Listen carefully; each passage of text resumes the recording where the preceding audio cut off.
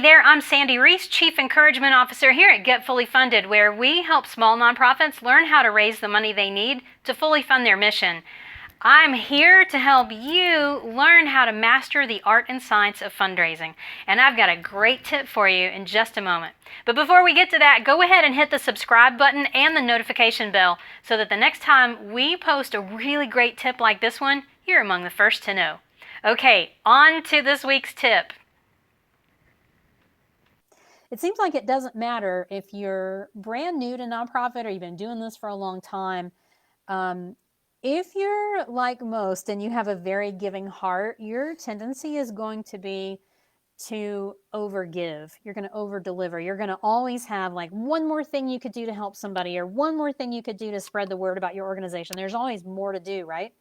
And I was trying to explain to somebody the other day that in this world of fundraising, it's never done. It's not like my friend who works as a bookkeeper.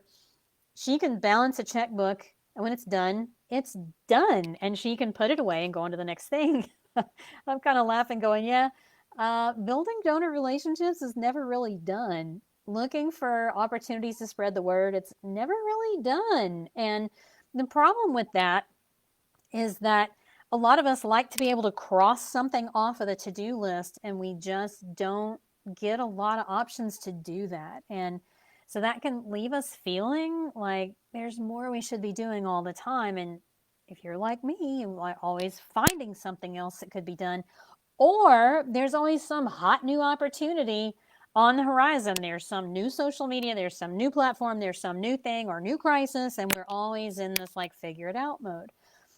What happens in our brain, so there's a little bit of brain science going on here, is that when you can do something easy, you get a hit of a chemical in your brain called dopamine.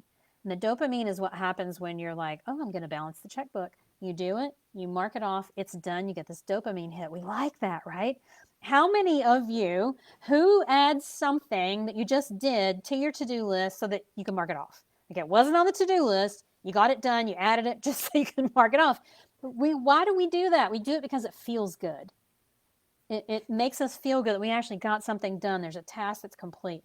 And again, the problem is in nonprofit, there's so many things that are never done. And what happens then is it can lead to burnout. I was talking with a client yesterday. She loves her organization. She's the founder. She's incredibly passionate, and she's quickly getting crispy around the edges.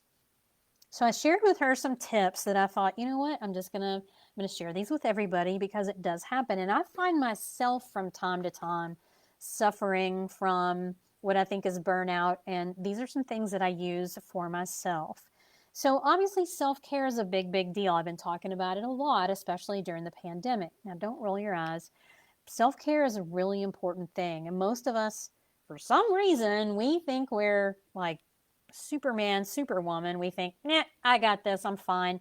I don't need 8 hours of sleep. I don't need playtime. I don't need to eat right. We think we can just do whatever until we have those days where we're literally feeling a panic attack coming on. We're having like serious anxiety with our chest just tight and our heart's pounding and we're sweating for no reason. And some of you know what I'm talking about. So before that happens, or when you start to notice that you're kind of fried, the early symptoms for me are I get really irritated for no reason. I cannot seem to get a hold of my to-do list, and I feel really driven about a lot of things. I need to get this stuff done. I start snapping. I start at people or at my pets or just kind of talking to myself a lot and cursing in general. That happens sometimes. But there's some things that I find that work really well for me, and I suggested these to my client. She loved them, and I want to share these tips with you. So number one is pay attention to the self-care. In particular, you need to know what is self-soothing to you. Soothing activities are different for everybody, so you have to know what works for you. For her, she said, I just like getting out in nature. I like to take my dog to the park, and we go out in the woods and we walk. For a lot of people, that is true. For some people, you need to like take your shoes off and get your feet in the dirt or in the grass, and that reconnects you to the earth. It actually is energetically incredibly grounding to do that. So if that's you, definitely do that. I like time outside. Yeah, but you know what works for me? is either, it's one of two things. It's either creative time, and that's where I just need to go play with fabric or yarn. I crochet and I quilt, and I love just getting my head into a quilt, because for me, it's very mindless work, because I've been doing this for a really long time, so I don't have to really think real hard about what I'm doing. And I can watch something beautiful come to life. So for me, it's creative time. That's one thing. The other thing that's very soothing to me is quiet time. I am an introvert by nature. I know, don't laugh. Most people are like, there's no way you're an introvert. No, I totally am. I'm an introvert, and that means I recharge my batteries in a very quiet space. Now, thank God my husband is also an introvert, so it is not a big deal for us to sit at home at night with no TV, no radio, nothing. I'm reading, he's reading. We're totally fine. We like being in the room together, but we don't necessarily have to talk, and we don't need the TV on. I love that quiet time. I also like what I'm going to call ridiculous fiction, like crazy stories that I can just lose myself in, where I can like get my brain thinking about something else for a little while, and then everything in the back just kind of settles. So for me, that's very soothing. Just time on the couch where I can cuddle up with my book. There's usually a cat or a dog nearby. That's very self-soothing. So you need to figure out what is self-soothing to you, and then make sure you're getting that time every day. We tend to develop habits, not necessarily on purpose. They just kind of organically pop up. My self-soothing time is usually I go home, we decide what we're going to do for dinner, make dinner, and then I hit the couch and I'm laying down and I got quiet time for about an hour. And then it's almost like I feel like I've been plugged in for an hour. I can like, okay, now it's time for a show that I want to watch at 7 o'clock, and then I'm going to do this and I'm going to do that, and then I'm going to bed. But I just need that quiet time to decompress. So know what's self-soothing to you and make sure you're getting that time every day. The next thing is not easy for people to do. This is not easy for me, and that is you need to say no more often than you say yes. Look, a lot of us we're helpers. We work in nonprofit because we care about issues and about people. We don't like saying no because that means maybe somebody's not going to get service. They're going to be on a waiting list. They're not going to get the help they need. We don't like that. And for some of us are people pleasers, and we don't like telling people no. We just want to say yes to everything. But guess what happens when you say yes to everything? You wind up with too much on your plate. You're spread too thin, like a tiny drop of jelly over a piece of toast. There's just not enough to cover the toast. And that is going to make you feel bad about yourself. You're going to be frustrated because you can't mark things off your list and get that dopamine hit. So that happens. And then you're going to feel like you're disappointing people. You're going to wind up staying up very, very late trying to work on things, and that leads to not getting enough sleep. You're also going to start to forego your self-soothing time so that you can work on something for somebody or something. It's a vicious cycle. You have to learn to say no. So I want you to try this. If somebody asks you to do a task, serve on a committee, get something done, pick up something for you, order something for you, send them an email, like whatever it is, I want you to get in the habit of saying no at least once for every time that you say yes. So if you're going to say yes, I'll be happy to send you that via email. Then you have to find something else that you say no to. So for every time you say yes, say no.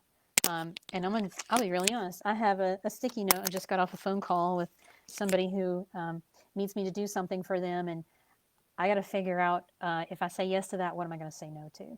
So take this really seriously. Say no more than you say yes. All right, the next one, I think this one is magic, and I'm really excited to share this with you. I kind of figured this out myself the hard way.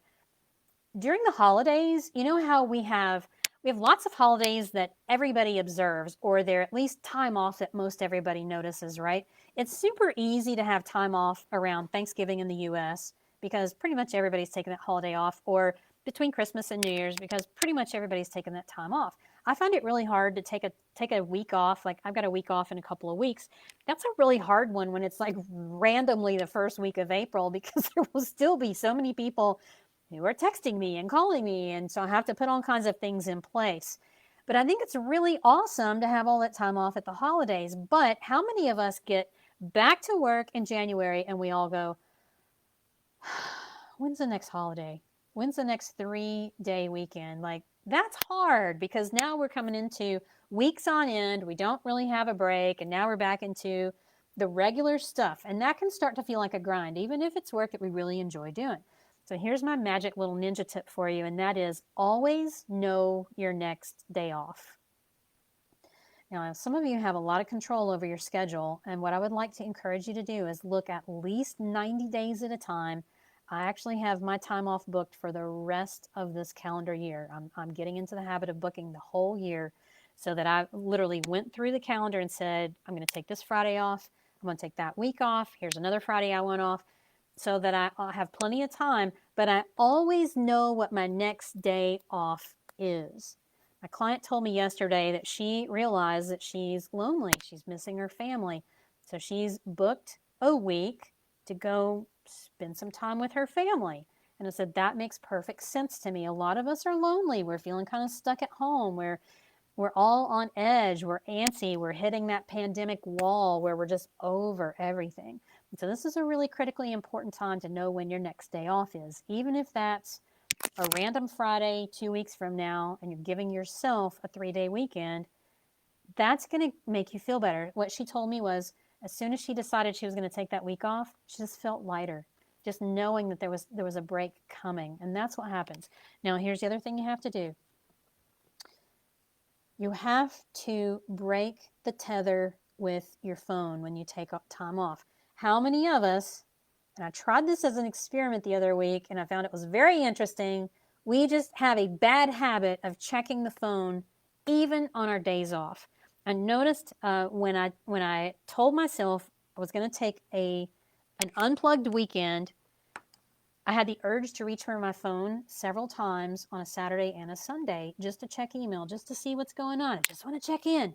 I just want to make sure everything's okay. How many of us do that? Most of us. You have to break that tether. So when you take a day off, you have to unplug. So on these 3, if you make yourself a 3-day weekend, you know you've got that time. Break the tether. Put the phone in the other room. Turn it on silent. Turn it off. Whatever you have to do, you got to teach yourself. You don't need to be that plugged in. If there's something that burns up, somebody's going to call you and tell you. You're going to know. It's okay. But those are the kinds of things that will really help with burnout. If you do feel like you're getting a little crispy around the edges, you need time off scheduled. You need that unplugged time. You need to be more self-soothing. Do those things. Be purposeful in what you're doing to take care of yourself. It really makes a difference. And that's what's going to keep you back in the game after you do all these things. And you're going to be able to come back and do fundraising and do a good job of it. You'll be able to connect with donors, tell your story well, and not be doing it with like dark circles under your eyes or like feeling like your face is sagging because you're so tired. All right, so that's my tip for you today. Like I said, I noticed that when things start to happen, there's more than one person who's dealing with something like that is a sign to me that I need to talk about it because there's probably other people as well. Folks, the world needs you right now. It needs your nonprofit. You can't be burning out. And so that means that you got to prioritize the self-care. And if you have team, if you have volunteers or staff, you got to keep your eye on those folks too. They're looking to you. If you're the leader of your organization, you are setting the tone for how things go. You don't want to be setting the tone that, hey, we work all the time. We're always on. Call us anytime, 24/7. You guys, we're not Amazon. We do not need to be on all the time. So keep an eye on your team. Make sure you're setting a tone of taking time off. When you take time off, you make it okay for other people to take time off. So just remember that. All right, go have a great rest of your day, and I'll see you next time here on Fundraising Tip of the Week. Bye, everybody.